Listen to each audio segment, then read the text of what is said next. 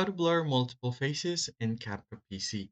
Hey guys, welcome back to the channel. In today's tutorial, I'm going to be showing you a quick and easy way to blur multiple faces in CapCut PC.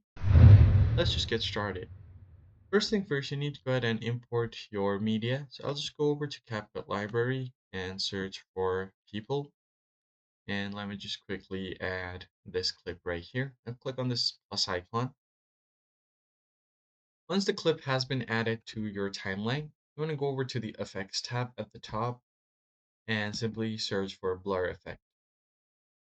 Now find the one that you like. So this one is pretty good one. So what I'm going to do is just drag it and drop it down on my media right here. So it's going to be used all over the video.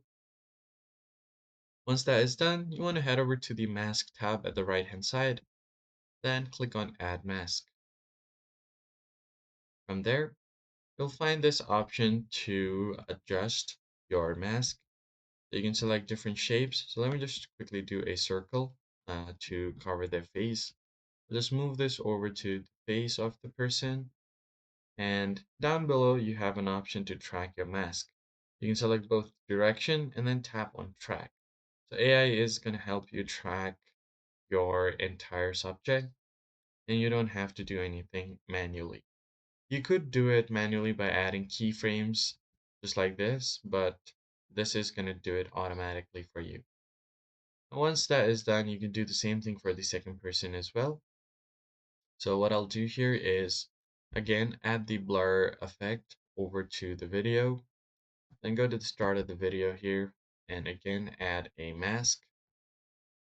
So let me just quickly go over here, go to the special effects, I'll go to the second blur, tap on add mask, and again, this time let me do a rectangular mask so that you guys can see. Blur the face just like this. And then again, go down, tap on track.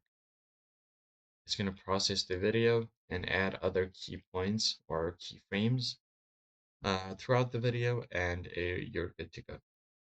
Once this is done, the mask tracking is complete. I'll just play the video, and as you can see, both of the faces have been blurred. Now you can do this as many times as you want, and over the end of the video, you're good to go. And just click on export, and you can easily have your video exported. That's it for this video, guys. I hope it was helpful. Hit the like button down below, subscribe, and I'll see you guys in the next one.